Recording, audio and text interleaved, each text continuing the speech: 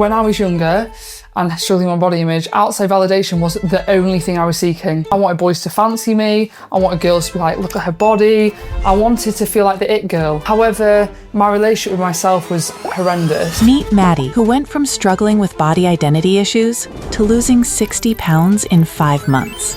And she's here to teach us and how to build a stronger, healthier version of yourself. I set very low standards for myself, the way I lived my life. I wasn't into fitness, didn't really care about my health. I set low standards in the treatment of myself with relationships and boys. Talk to me about like the turning point for you. Basically the first catalyst and turning point was that relationship coming to an end. And then the next day, after breaking up with him, I got in the car and had like a near-death car crash. No. The next day. The next day? So I broke up with him. Yeah. Got in the car to see my friends the next day, drove the car, and then bang. From sharing my journey online, my weight loss journey, my transformation, and being very vulnerable, I attracted quite a lot of women in a similar position. Yeah. People resonated with my pain points, and they were feeling the same. For someone that is listening to this at the moment and they're struggling, they're at the rock bottom, what would your advice be for them? You don't have to have it all figured out to move forward. And clarity often comes after the leap. Just start, no matter how small that is. Waking up an hour earlier and being more productive in the morning. Starting 10k steps a day. Working out 3 times a week instead of 5 times a week. The person you're trying to become is inside you. Yeah. Just go meet her. What is happening, beautiful people? Welcome back to Empowered Human Podcast. This is Empowered Human by Empowered Human Tribe, a space for real stories, honest questions, and deep conversations about what it actually means to be human. Here, we do not rush to answers. We sit with lived experience, curiosity, and the moment that shapes us. If you are navigating growth, healing, or simply trying to understand yourself a little bit better, you are in the right place. Welcome to the podcast, Maddie. Thank you. How are you feeling today? I feel great today. Yeah, you feel great? I feel great. What's great about the day? The sun is shining. Yeah. Life is good. I'm going back to Bali in 2 weeks. I'm looking forward to that. Yeah. I've had a wonderful 6 weeks at home, Yeah. see my clients, see my family, see my friends. So yeah, feeling super grateful at the moment. Yeah. And heading back to my favourite country. So I'm jealous. Yeah. I love that. I love that for you. Before we start, we're actually going to play a little game. So you're going to give me 3 statements and one of them has to be a lie. And I'm going to guess which one is a lie. And I'm going to give you 3 statements and you have to get which one is a lie. So I can start or you can start. You know. Okay, 3 statements. This is a prompt on Hinge, you know. Yeah. It's not my life. It says, guess which one is a lie. I'm not even joking. Way. Sorry, I'm not on the Hinge, so no, but it's just funny that you said that. That's jokes. Okay. One, I don't think you know this about me, or know any of these about me, obviously. Yeah. Okay, 1, I've been held at gunpoint. Okay. 2, I have a twin. 3, I've climbed Kilimanjaro. 3, because I feel like you took time. What, 3 is in a lie? Yeah, the lie, yeah. No. Oh. So other 2 are true. I've got a twin and I have been held at gunpoint. Oh, so interesting. So I got it right. So you got it. Yeah, so Kilimanjaro is a lie. Yes. Yeah. Yeah. Smash that. So, yeah. All right, my turn. So I've been held at gunpoint. Okay. I went to boarding school at the age of 6 or 5, 6. I once played football for Millwall City. That's a lie. That was too. You seem to guess it. You went for Chelsea. Yeah. I struggled on that one. I did the same. The lie needs to come first. Anyway. Yeah. But anyways, I feel like the ice is smashed. All right. For people that don't know who you are, how would you describe yourself? I describe myself as a very positive, strong-willed and motivated person. Yeah. Who is just trying to seek the magic out of life. And I always say I don't want normal, I want magic in every aspect of my life. I love that. I'm stealing that one. So if I was allowed to swear, I don't know if I'm allowed to swear, but F normal, I want magic. Yeah. So that kind of is how I live and outlook on life. Yeah. I want to make the most of it. Yeah, because we're only here for a short time. You know, might as well make the most of it. Yeah. What do you do? And what can someone expect to learn from this episode? So I am a online fitness coach and retreat owner. My retreats are based in Bali. And I think what my story provides people is, first of all, maybe a bit of hope and courage for their own journeys, and also that life is not a fixed destination. We all have many chapters and you can reinvent yourself as many times as you like. I love that. Certain events don't define who we are, and we are kind of the master of our own destiny. Yeah. And for me, I'm constantly seeking what that looks like. But yeah, a big takeaway is that as humans, our potential is infinite, and my mission on this earth is to continuously seek that and raise the roof each year. Yeah. On I love that. On that ceiling, Yeah, I love that. I think that's a beautiful answer. And also as well, like, yeah, you are right. You can restart at any point, you know, as long as you can still, you're still breathing, you know. Yeah, exactly. Every day's a new opportunity. I love that. You said that you live by the philosophy, the art of becoming. Yes, it's tattooed on my arm. Is it? Okay, tell me, let's have a look. There. Oh, sick. So tell me more about that. So, firstly, it was done in Bali, which is a special thing in itself, my favourite place in the world. The art of becoming, to me, encompasses the continuous, the continuous striving of evolvement and progress and growth. And that growth is not always linear. We have to accept the good and the bad, the peaks and the troughs, and the art of becoming won't always be easy, but it's about building resilience and becoming someone who is not focused on necessarily on destination, but is focused about becoming the person seeking that. So I shared a quote on my Instagram yesterday, actually, about how, for me, it wasn't about building a fit, strong body. It was about becoming the kind of person that builds it. And the art of becoming is harnessing the power of enjoying the journey, no matter what it throws at you. The art of becoming is my constant reminder. Yeah. Take the good with the bad, enjoy the journey, and never stop evolving. Yeah, I love that. I think it's so powerful because I think a lot of the time as humans, we almost want to know that the outcome, but there's no way of knowing the outcome. You have to just to start. You have to take action without really knowing, but just having hope that whatever it is I'm doing right now, hopefully it's gonna work. But there is no guarantee. I think that's the beauty of it as well. Yeah, I think it's the beauty in trusting the process and knowing that what is meant for you will find you and what isn't will pass you by. And I think a lot of people have these ideas, dreams and aspirations, and sometimes you don't actually end up at the destination you initially set out to reach. And your journey, dictates where you're going, and it can take different forms and different paths, and it's being able to become resilient and also malleable in those dips and troughs, and like we're saying, just kind of adaptable along the journey and enjoying it instead of having expectation on where you need to be and where you're going. It's enjoying the ride. I love that. I was reading the book recently. I forgot the author, but I really liked it. I was talking about how we need to get out of our own way, because I feel like I was saying that we're getting our own way a lot. Like, things happen in life that are actually meant to happen for you, not to you, and just take it as it comes. And divine timing. Yeah, exactly. And I really love that. And for me, like, I'm taking that on board. I'm like, okay, things happen, and like, you might have all this beautiful plan, but actually something happened that takes you off the plan. But that's okay, because there's a reason for that to happen. Yeah, trust it. Yeah. And I hate this phrase, but I love this phrase. Yeah. Everything happens for a reason. Yeah, I'm the same as well. I hate it and also love it. I hate saying it and preaching it because a lot of bad stuff happens to really good people and it's unfair. Yeah. However, it is all, you can take a lot of lessons in failure, in trauma, in negative scenarios. And I think as soon as you view life in that way, you're able to overcome and grow from situations which otherwise would have, dragged you down and made you feel horrendous. So that phrase is a love-hate thing for me, because in my own journey, everything did happen for a reason. It has equated to who I am today. Yeah. That didn't come with a lot of suffering and heartache and pain.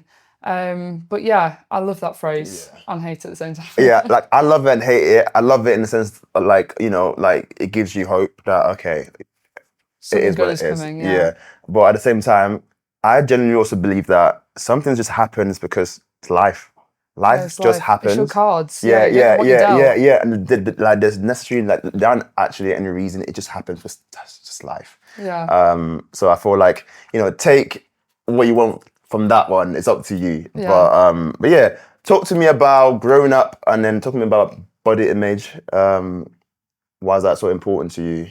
So for me, growing up, first of all, I want to just say I had a lovely upbringing and Yeah. have an amazing family, really supportive. Yeah. And I think this also adds to why my body image and everything really affected me, because my environment and my situation from the outside was so perfect. There was nothing wrong with my life. I had an amazing family, amazing school, amazing friends. However, my relationship with myself was horrendous. I've always been really tall, and growing up, hitting puberty and becoming a woman was a really tough journey for me. And feeling, in like, what's the word? I need to start this again. Feeling at one with myself. Yeah, I love that. It took me a long time to get there, and I think having a twin who was an athlete, sporty as hell, absolutely tiny, was the absolute opposite to me. So that was a struggle, and that first it wasn't her fault, it was no one's fault, but that kind of triggered the comparison thing, and it spiraled to me, just having an awful relationship with myself, my body image, and I just felt, I said this to you before, like the fat funny friend, and I used that label to define myself and all areas of my life. So growing up, I really struggled. I set very low standards for myself, the way I lived my life. Wasn't into fitness, didn't really care about my health. I set low standards in the treatment of myself with relationships and boys. And it took me until the universe slapped me around the face with some really traumatic events and personal circumstances to have a real wake call and say, right, take yourself seriously, Maddie. Like, there's more to life. The person you want to become is inside of you. Yeah. You just need to start acting the way they would in order to become them. So for me, I had a lovely childhood, but I really struggled with who I was and identifying as like a taller girl, and it took me a long time to kind of become the person I am today. I love that. I think that's powerful. Talk to me about like the turning point for you. So the turning point for me was definitely 2018, and if I could probably get another tattoo, I'd get 2018. Another one. Because for me, that year I was reborn. It sounds really cringe, but like I was honestly reborn. And basically what happened was an accumulative effect. Having, like I said, growing up, had a lovely childhood, lovely family. However, let my standards slip as I grew older and older and older. And as you become a woman, you start dating, you start going out, you start having more freedom. I definitely let my standards slip more and more. And basically in 2018, I'd just come back from travelling with my friends, had a great time, very much harnessed the fat funny friend role on those trips, was mental, had way too much fun, probably embarrassed myself a little too much, but was living life as a 19-year-old. However, I came home, I started a relationship with a boy in Bali, turned out to be really horrible, controlling, bit abusive, like horrendous, but I stuck up with it because I thought that's what I deserved. Wow. I didn't have enough self-worth to leave, and for me, someone loving me was enough. Whether that's toxic or not, I felt like validation. That relationship, basically the first catalyst and turning point was that relationship coming to an end. Quite a, traumatic and dramatic end. I had to leave him for reasons like I don't need to discuss, but it blew up in flames basically. Finally had the courage to leave, and my friends really pushed me to do that because I was an absolute shell of myself. I lost myself in that relationship, and then the next day after breaking up with him, I got in the car and had like a near-death car crash. No. The next day. The next day? So I broke up with him. Yeah. Got in the car to see my friends the next day. Drove the car, and then bang, wasn't my fault, 70-mile-an-hour crash on a country road. And I actually spoke to my mum about this before coming on this podcast because I really want to signify what the main turning point was for me. In that car, not to sound dramatic, but I faced death in the eyes. Jeez. And like I said, I lost my hearing, I lost my sight for about 3 hours. There was a really loud bang. Thankfully, I wasn't really badly hurt, but the impact was so loud that I did have like head injuries and I did have severe whiplash, but the impact made me lose my hearing and sight. So when I came round, I was like, I'm dead. Like I felt dead because I didn't know where I was and whatever. Yeah. And do you know what really triggered me in that moment? Obviously, I'd just been through a really traumatic, heartbreaking situation, but I feel like what came in mind was, if I am dead now, like, what am I thinking about? And I didn't feel like I had anything to be proud of. That sounds so, like, big, but I had people I loved, but I didn't love myself. And in that moment, I thought, I'm not proud of myself. Yeah. And I have literally been faced with like a life-or-death situation. What can I think of my life, and what's the summary of what I've done so far? And that for me, I literally, and unfortunately after that, another really traumatic event happened to me. Jeez. Again, and this all happened within the space of 6 weeks, and the universe was like, 3 slaps around the face. And amidst my recovery, emotionally, physically, from the relationship, from the car crash, from this other event, I took a long, hard look at myself in the mirror with, and there I was, this shell of a human, feeling completely empty. And I think I genuinely looked at myself in the mirror and was like, Maddie, you are capable of amazing things. You need to show up as that person. Your dream person is within you. You just need to go there and go get it, grab life by the horns and take it. And I just was like, I'm not accepting this. Like, I'm not accepting this at all. Yeah. I'm going to become my best self, no matter what it takes, no matter how long it takes. That is my mission on earth now. And I think I just go back to that time when, I faced death in the eyes, it felt like. And I was like, if that ever happens to me again, I want to go, what a sick life. Yeah. It's now. Yeah. Because I've done it. I've left my mark.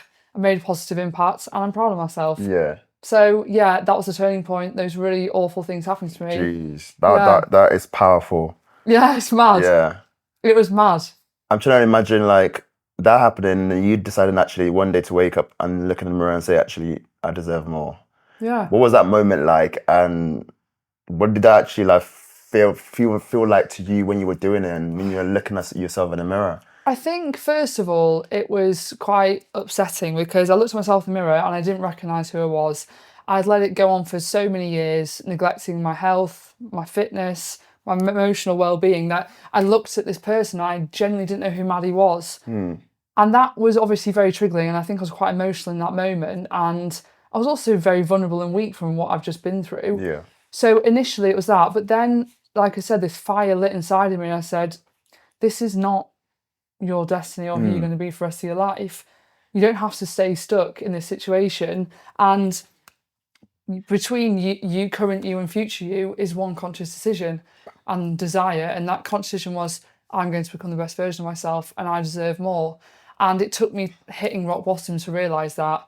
And I think for me, hitting rock bottom is actually quite a valuable lesson because it provides ground for you to rebuild from. Yeah. And so it took me hitting that point to then grow again.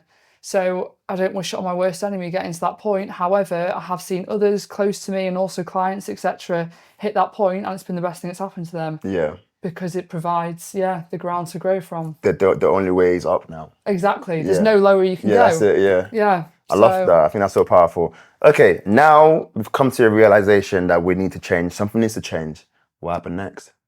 So next, this is hilarious actually. I get a call from my friend. I'm in a bad place. Everyone knows I'm in a bad place. I get a call from my friend in London. She says, right, Mads, we need to sort you out. We need to have something to aim for. So I get a call.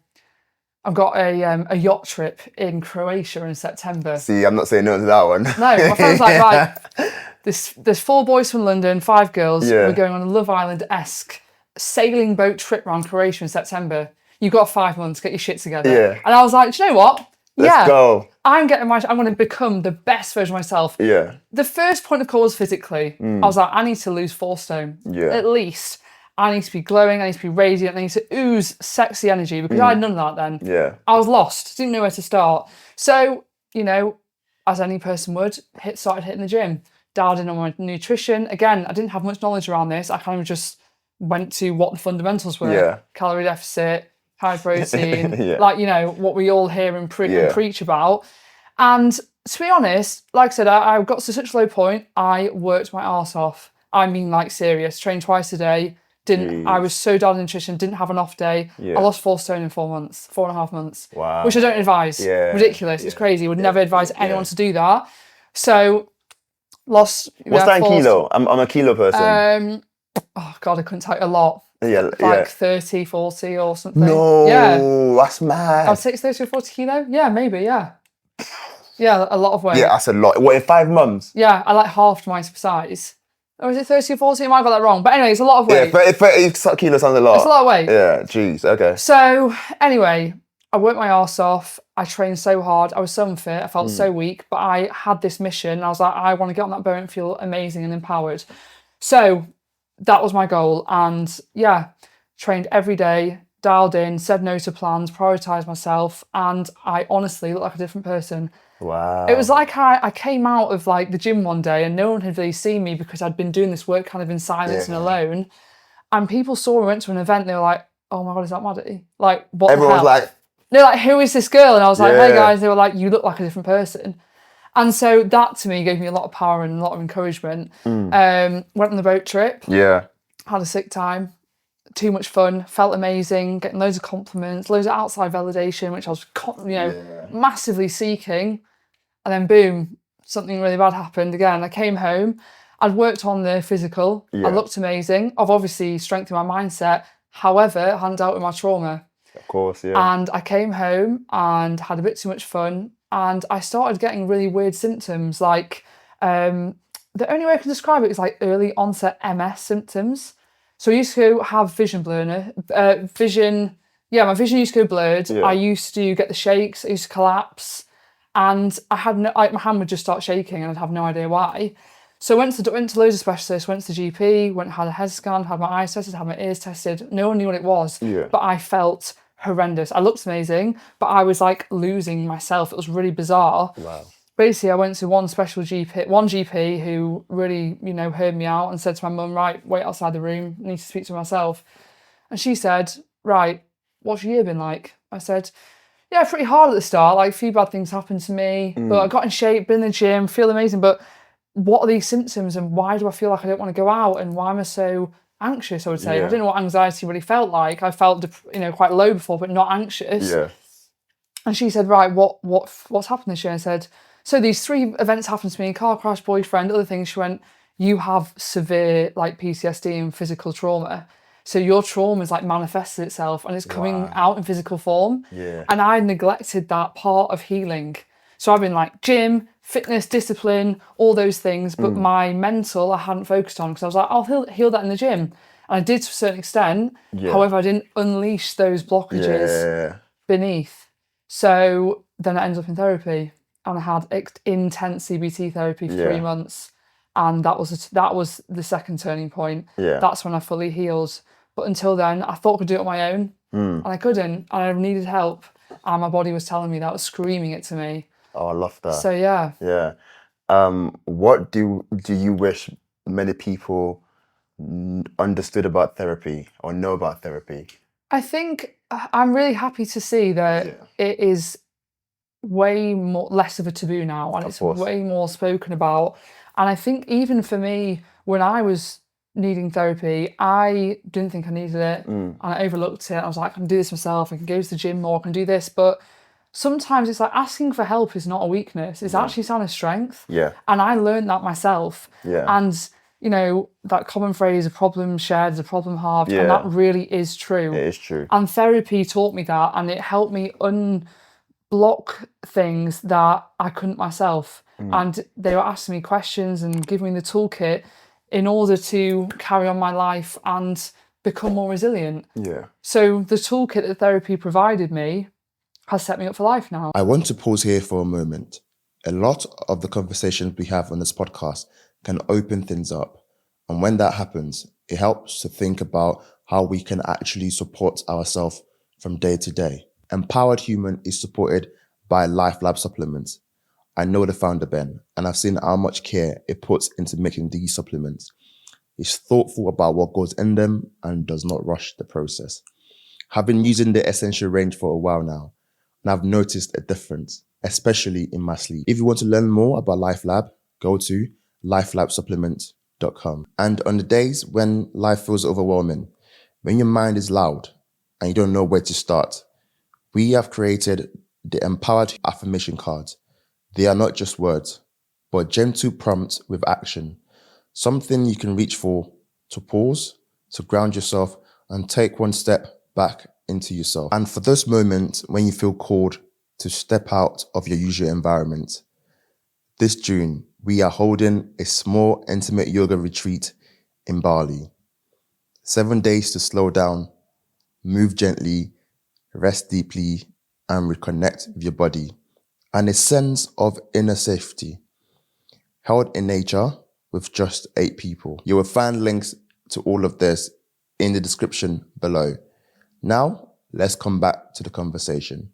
Wow. And I feel like I don't have to go back because she taught me so many amazing things, and I was able to overcome challenges in my mind and body that I wasn't able to access myself, and I had to be triggered and I had to be questioned and I had to be made uncomfortable. And we don't, as humans, we don't seek discomfort often. You don't ever want to be in that position. No.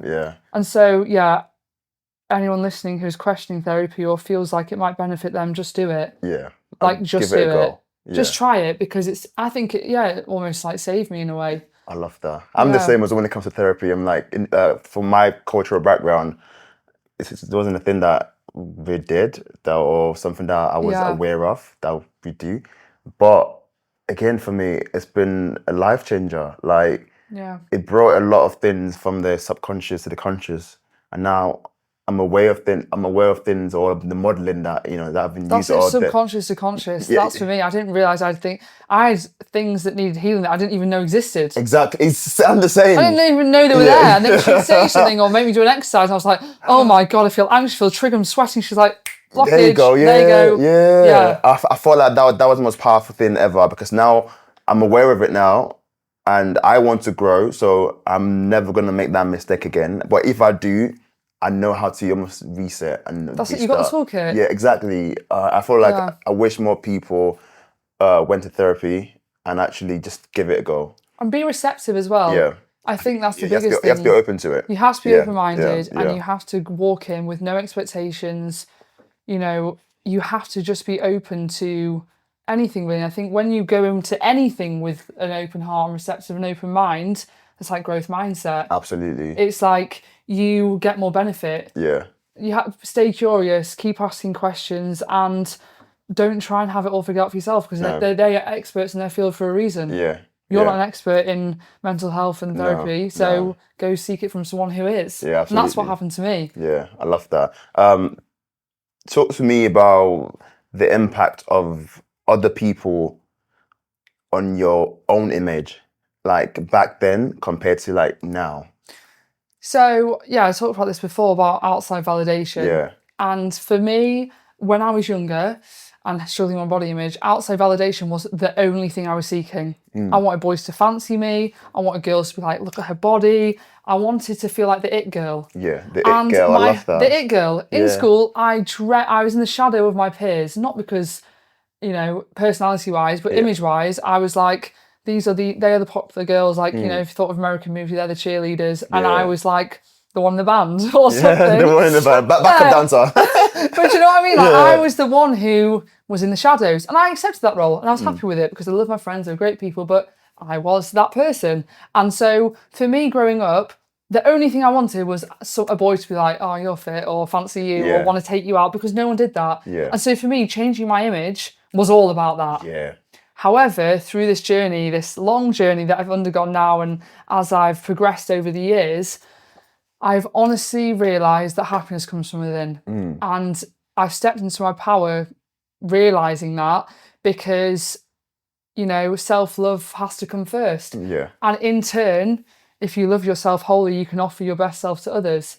True. And so for me, the change in transition for how others have viewed me is, I no longer care how people think I look. The only person that should care about that is yourself. And you should be proud of how you look, and you are the master of how you look and how you feel.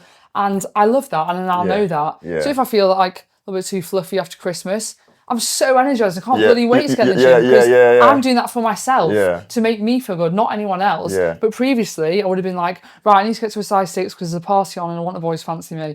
Like, how ridiculous is that? But looking back, that's how I viewed it. But now it's like, I'm doing this for me. I'm stepping into my power. And equally, it's realising that no one remembers you for how you looked. Or, you know, how many times you went to the gym or how many times I posted a healthy meal on my story. People remember you for how you made them feel and the impact you left and the memories you made. Absolutely. And that also is a big lesson for me is no one gives really a hell about cares. how you look. Yeah. They care about how you made them feel. Absolutely. And so my mission is making as many people feel as empowered and positive as possible now. Oh, I love that. Yeah, that's beautiful. I think that's beautiful. Go back to you being, you know, a young girl in schools, and I'm picturing young girls like in schools in this day and age that may be struggling with, you know, what you struggled with. But I feel like in this day and age, it's a lot harder. So much harder. Do you know what? I wish I could offer some really good advice for this because it's changed. And, you know, I have clients with daughters who ask me this question all the time. And I wish I could give a better answer because the age of social media, of TikTok, and even I struggle this with myself at 27.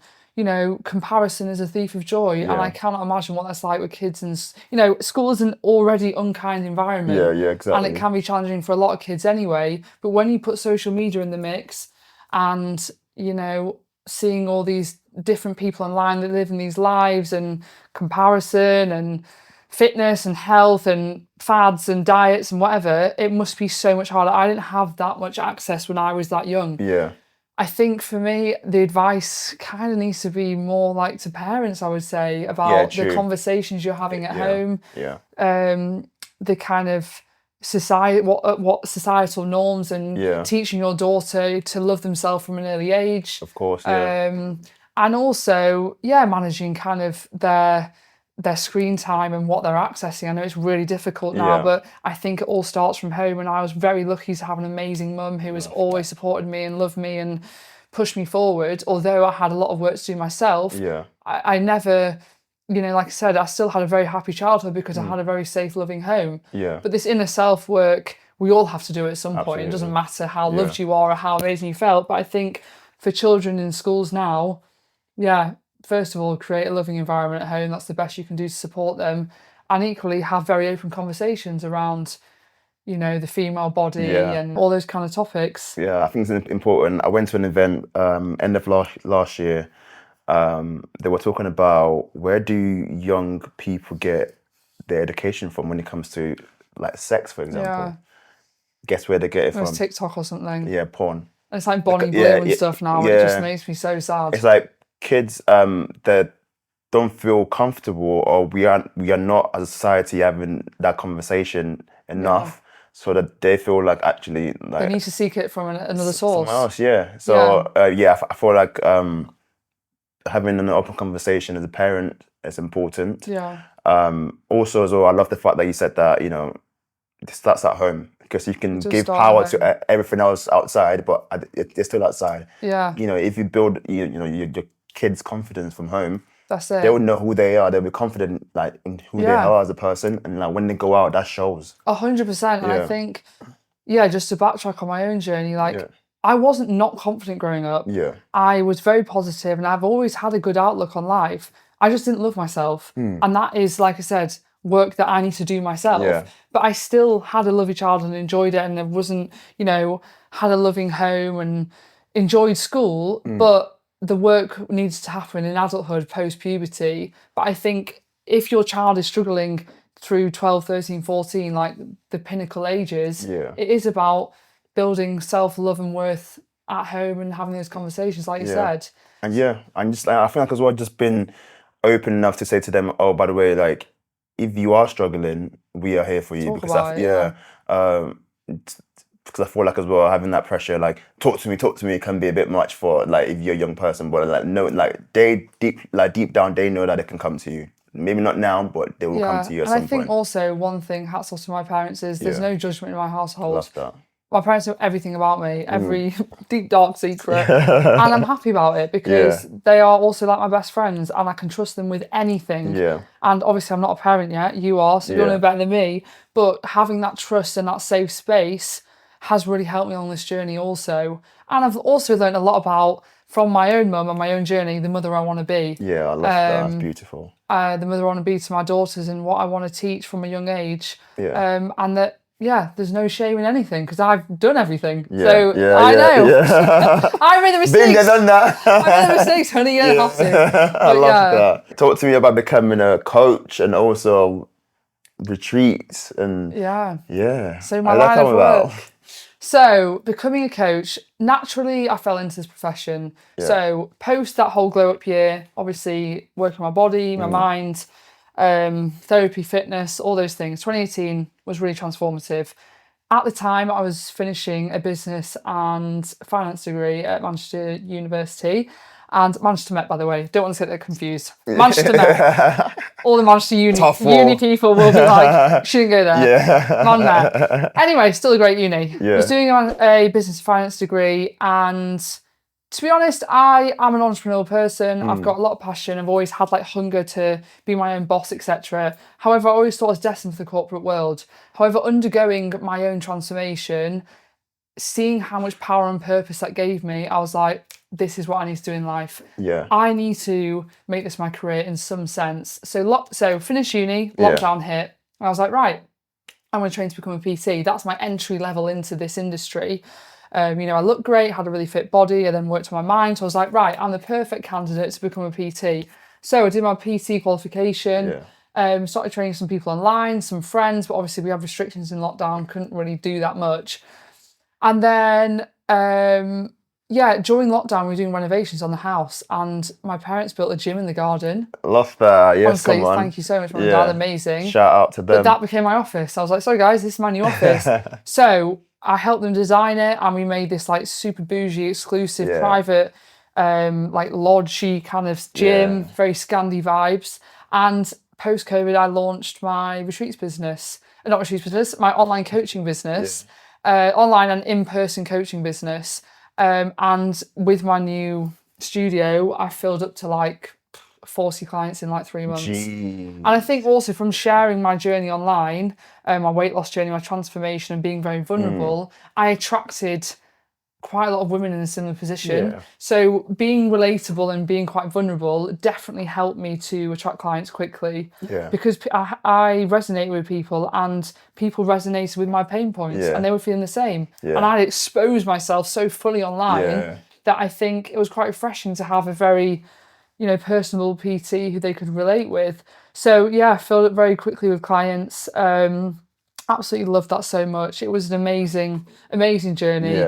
Watched so many people undergo some amazing transformations. But again, I was still young. It was the start of my career. I was living at home. But then in the background to all of this was my love for Bali. And I first went to Bali when I was 16 years old with my parents. They actually went on their honeymoon and their dream was to take their kids. Oh, I love that. So they took us when we were 16. That's beautiful. And I landed in that airport.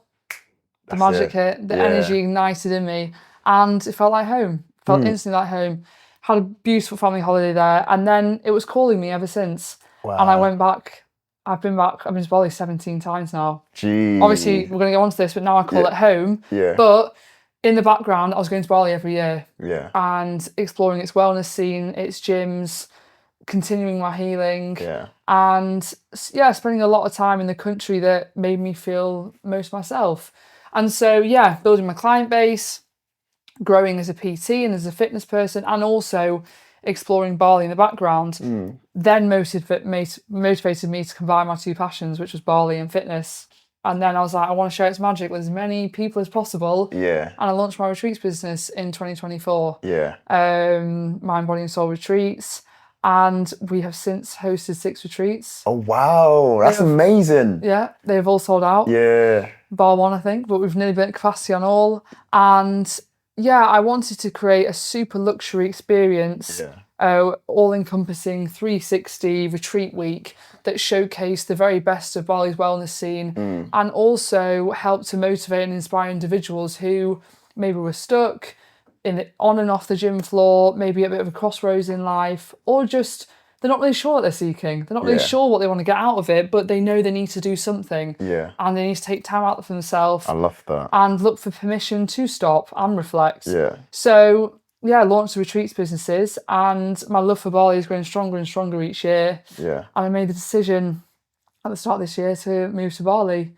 Come on. I love that. And so since then, fast forward, I had to make the kind of heartbreaking but right decision to put my business online. So I do have some in-person clients when I come home in Manchester, but predominantly I have online coaching clients where I do nutritional programs, gym programs, bit of life coaching work, and I aid their transformations virtually and online through my app and through other resources. But so now I live in Bali. I'm an online coach, retreat host, and all-around happy human. Yeah, I love that. I love that for you. I think that's so beautiful to hear. I think we both connected, about Bali, the islands of gods. What is so special for people that have never been to Bali? What is special about Bali?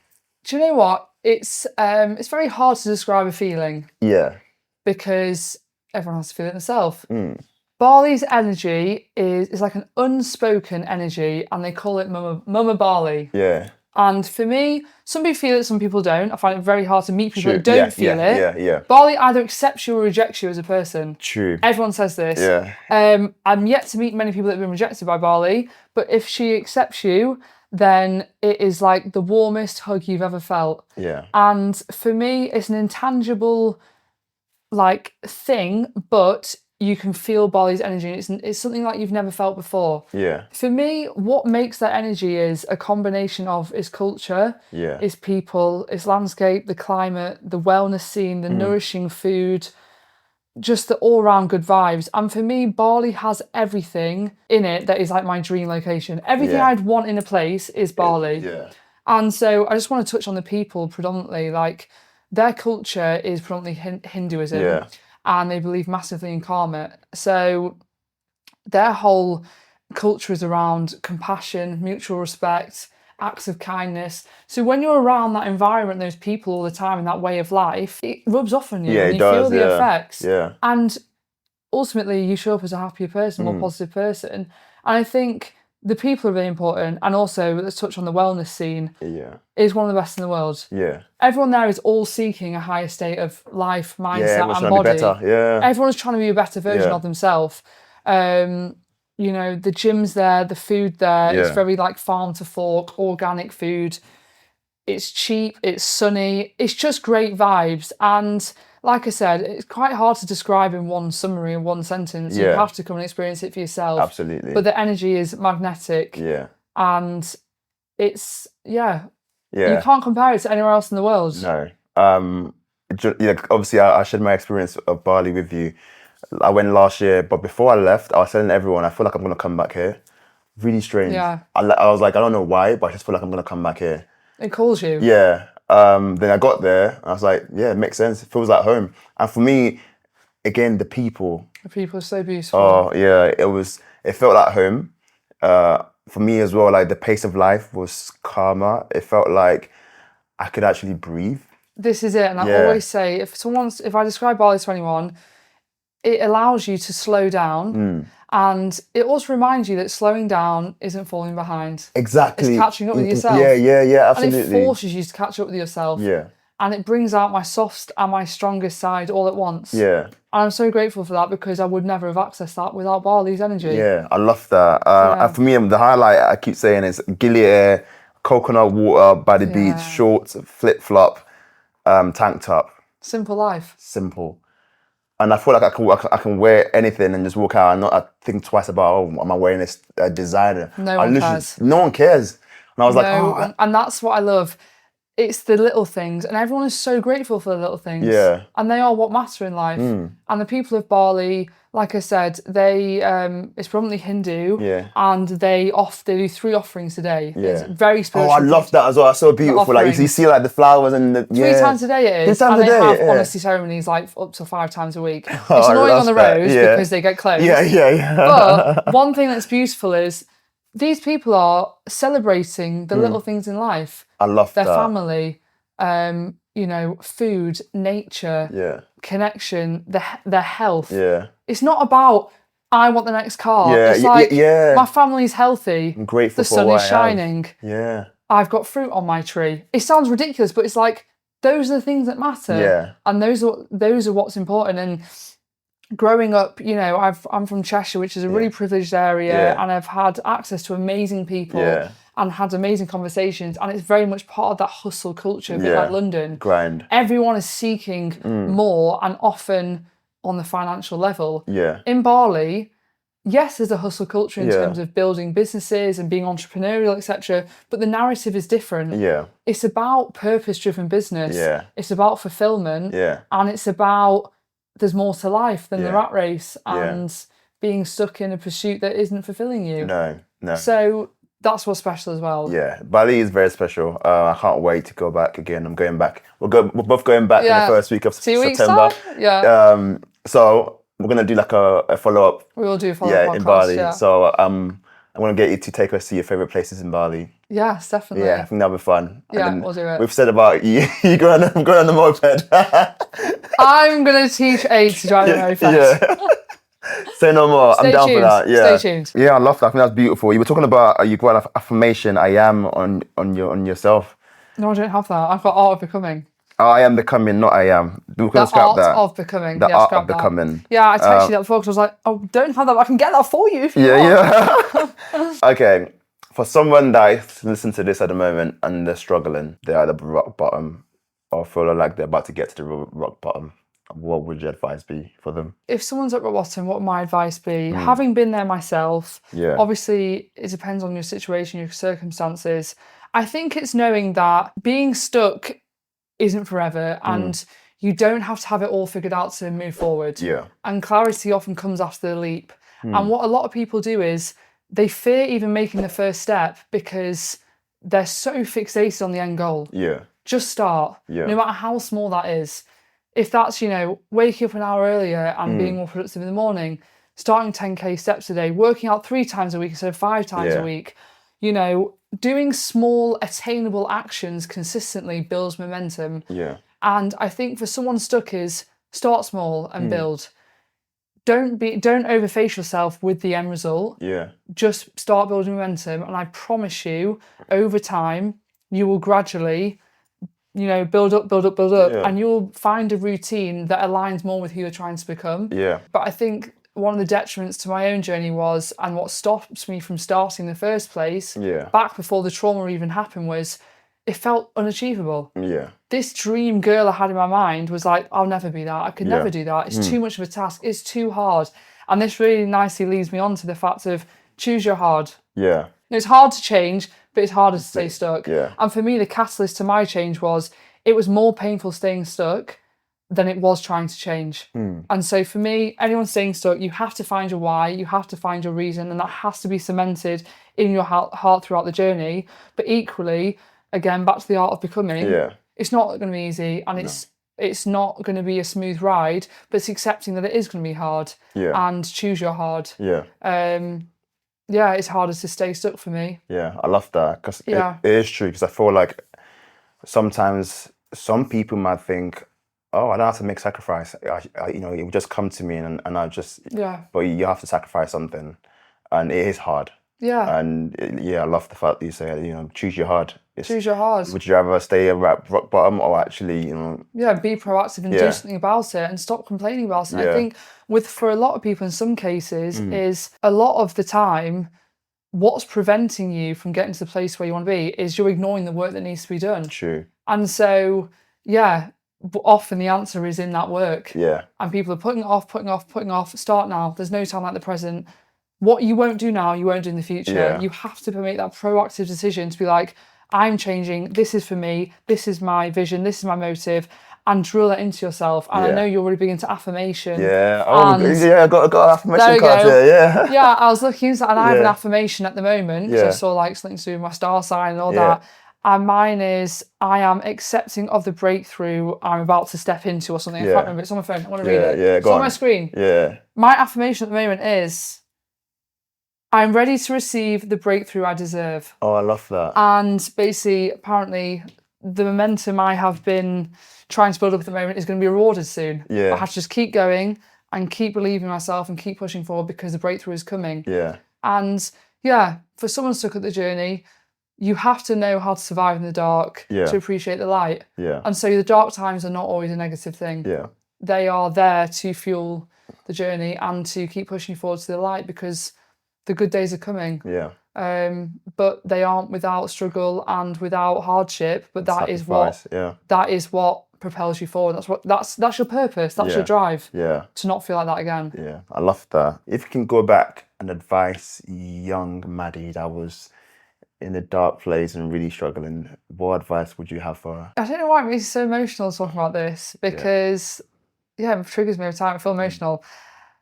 First of all, I'd give her a massive hug. And I would say, the person you're trying, like I've said this a few times in the podcast, the person you're trying to become is inside you. Yeah. Just go meet her. Oh, I love that. That's beautiful, yeah. She's in you. Yeah. Like, she's in you, she's here, and she's proud of you. Yeah. And this journey you're about to embark on is going to change your life. Yeah. And do not stop until you reach, I said this, you don't reach the destination, you continue to evolving. Yeah. But step into your power, start showing up as future Maddie would. You know, take your health seriously, go to the gym, not because it's punishment, and don't eat food because it's restriction. Yeah. You're doing it because you deserve to nourish yourself. Yeah. You're doing it because your body deserves to move and get stronger. Yeah. And you're doing it because it's going to allow you to step into your power. Yeah. So, little Maddie, keep going. Yeah. Stay strong, keep looking forward because future Maddie is here. Yeah. And she's really glad that you started that journey because, she's here today. That's beautiful. So yeah, that's what I'd say. And like, what's that like to hear?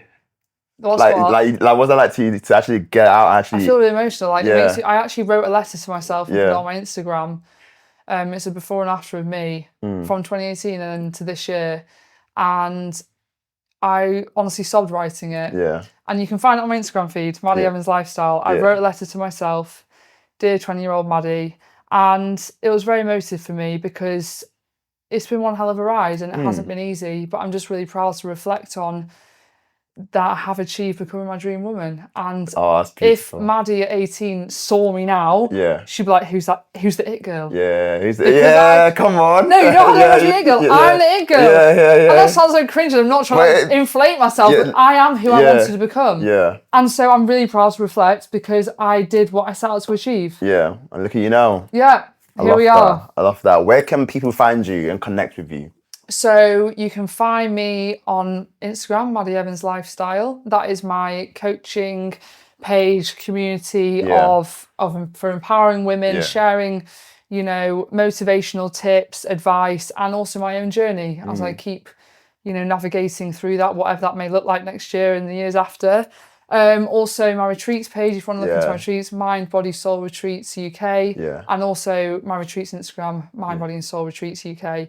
We'll also link it in the show notes as well, so for anyone else that's interested. Check us out, have a look. We'd love to have you. And we'll see you in Bali. Yes, I'll see you in Bali in 2 weeks. Yeah. So we'll do like a follow-up episode in Bali. I can't wait for that. I think it's so fun. Yeah, definitely. So thank you so much for today, Maddie. Thank you so much. Your story is powerful, inspiring, and I hope that someone listening to this can take something from it. But thank you so much. I'll see you in Bali. See you in Bali. It's a wrap. Oh, can you reach? Oh no! Yeah. Before you go, I want to leave you with this. Conversations like this aren't meant to stay in your head. They ask for care, patience, and the right kind of support. On the everyday level, Empowered Human is supported by LifeLab Supplements, whose focus on energy, immunity, and sleep reminds us that the body needs a steady foundation. And on the days when everything feels overwhelming, the Empowered Human affirmation cards are there as a gentle, grounding practice, offering reflection and small intentional actions when you don't know where to start. And if you feel called to slow down more deeply, this June we are holding a small yoga retreat in Bali. A quiet pause to reconnect with your body, rest deeply, and remember a sense of inner safety. You will find everything linked below. If this conversation resonated, consider subscribing. I will see you in the next one.